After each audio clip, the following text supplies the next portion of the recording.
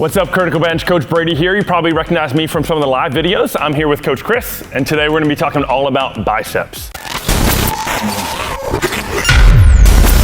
Listen, I know we're talking about some of the most pressing questions in here, like how to build big, juicy biceps that everybody wants so you can walk around the beach, strutting your stuff, finding yourself a lady. You know, it's one of the biggest questions that I get. How do you build your biceps? How are you gonna get that fat piece right here in the front so you get a nice vein in there, you get a nice pump on?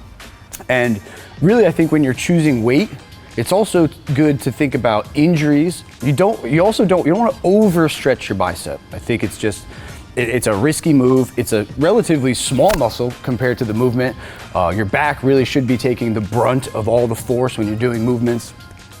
You know, so when I'm choosing a weight, I think it's funny when I see scrawnier, littler guys ripping this heavy weight, 35s and 40s, and I don't know how you feel about it, but I almost feel like the bigger guys with the bigger biceps are choosing a lighter weight. What are your thoughts on that? Yeah, for sure. I think, like you were talking about, it all comes down to form. Form's got to be like on point, and I feel like we were joking earlier before the camera was rolling, but about swinging, using your low back, all that stuff, and like, I try to think about like a weight I could maybe do 12 to 15 reps with, because that's typically how I train a smaller muscle. Like, it doesn't need the 1 rep max. You're not 1 rep maxing a bicep curl, at least you shouldn't be. So that's at least how I think about it. Like, slow, controlled 12 reps. You can always add some tempo. You can always slow it down if it's easy, but probably shouldn't be tearing your bicep. So yeah, I would say injury is one of the worst things you could do. If there's anything that's going to stop your training, it's hurting your bicep or hurting something, because really consistency is key. Consistency, repetition,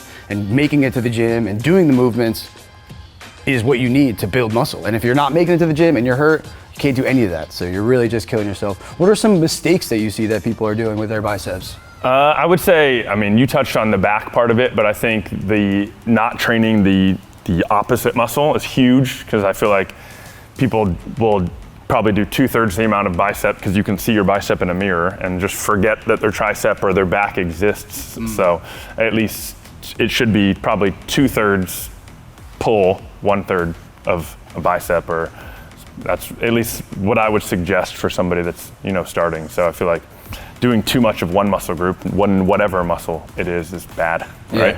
You make an awesome point, because I also think that people focus so hard on the bicep to try to get these big, huge arms that they forget that when you have a big tricep, it will give the illusion that you have huge arms, when really you don't even have to sometimes work biceps, because the triceps will also kind of take over and give you that fullness in the arm that most people are looking for. It's so funny, because even like people that are just going to the gym, everybody knows how to do a bicep curl, right? When you're trying to train somebody or you're bringing somebody to the gym for the first time, everybody knows this movement. So it's kind of getting past that and thinking like, okay, what else could I do that's going to give that thickness to the arm? So I think that's a great point. That's a great point.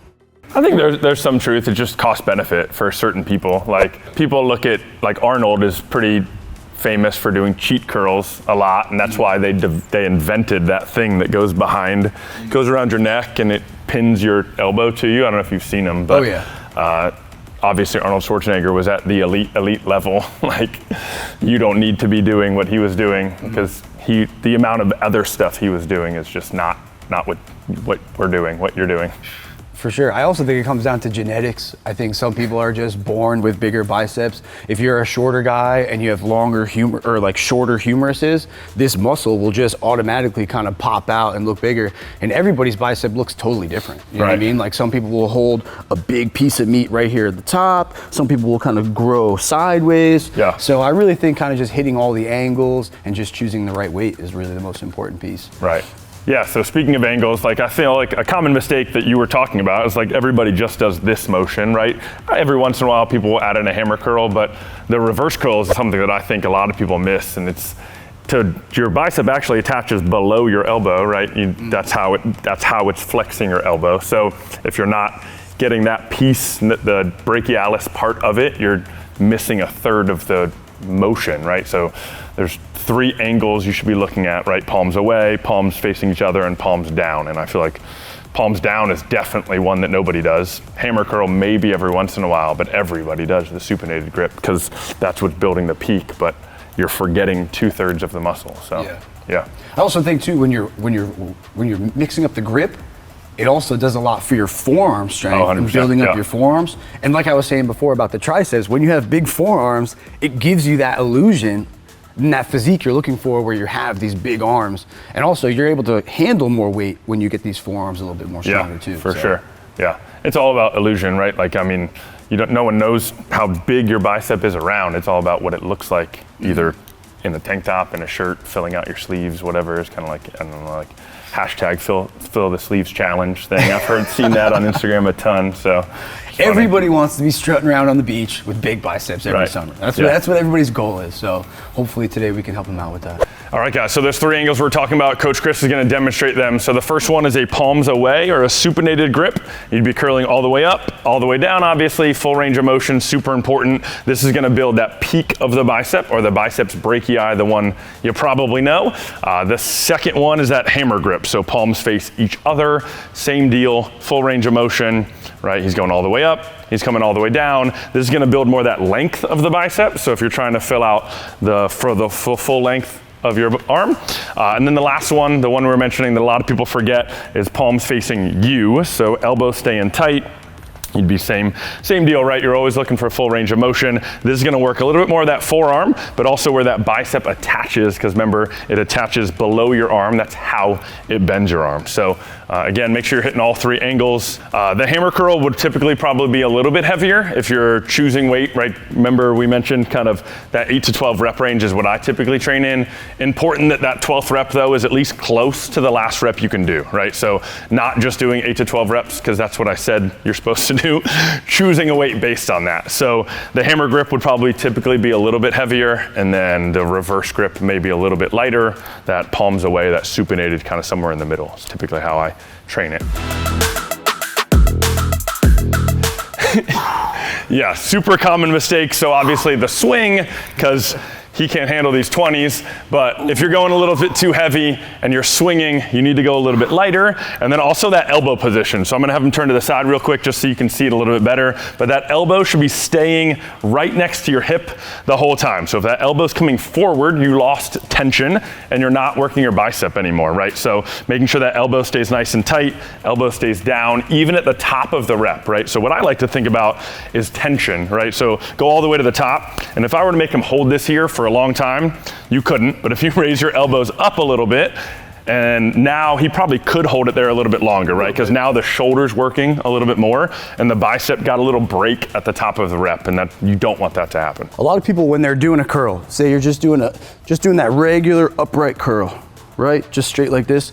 A lot of people don't realize the bicep isn't just an elbow flexor, it's also a wrist supinator. Yeah. So if I'm up here, right, what's funny is I don't even have to move my bicep to get a contraction. All I have to do is actually just rotate my arm and you're gonna get a nice bicep contraction. So that's something you definitely wanna think about when you're just doing regular curls, because you're gonna get that nice supination.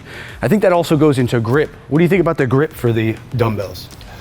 So I think you had it pretty good, but if you're gripping, and like you were saying, if it's forcing you to supinate, so if you're holding the top of the dumbbell, right, and at the top of the rep, there's more weight on this side, this is pulling down, right, just because my hand's more on the inside, you're gonna get a little bit more bicep activity because you have to hold it there instead of holding it at the end or even in the middle. I know it's a subtle change, but we're looking at small changes to make big changes, right? So it can add up, especially if you are pretty well trained, you're getting to the point where like you're looking for those small things, it makes a difference. Oh yeah, more muscle activation, more muscle fibers tearing, more hypertrophy, right?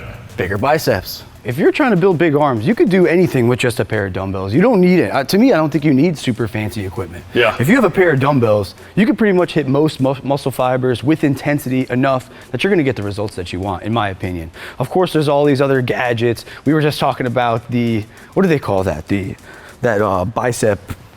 Yeah, I don't know what it's called. Bicep, Arnold. True bicep. Yeah. I think I think a lot of the different bicep exercises that I see on social media is just clout chasing and just trying to do something different. When I think if it's not broken, why fix it? Yeah. And I think that's a good philosophy with the biceps to me. I don't know how you feel about that. Yeah, that's good. The only thing I would add is I do some band stuff just because it's accessible, right? So for instance, I do a lot of my workouts in my garage and I have one set of dumbbells, but I have 5 different colors of bands. So it's a good way to change the intensity and get a little bit more constant tension for me, at least, just because, like we were mentioning, at the top of that bicep curl, the band is still pulling super hard down, even though the dumbbell might not be gravity-wise. So I like to do a lot of band stuff. It also, for me, is a little bit easier on the joints. So getting up there in age, not quite, but you know, the joints start hurting, and like we mentioned earlier, injury is the worst thing you can do because you're gonna have to stop training, right? So whatever you can do to keep training and prevent injury. So bands work for me. I mean, you heard it. You don't need a super expensive gym membership to build a nice physique and even look fit. You could just have some bands, a couple dumbbells, and really you can get it done if you have the willpower and you want to get it done. So. All right, Critical Bench, you heard it here first. So again, everybody wants big biceps for the summer. You got 3 exercises you can work on. Again, all you need is a set of dumbbells, maybe some bands, and that's it, guys. Get after it.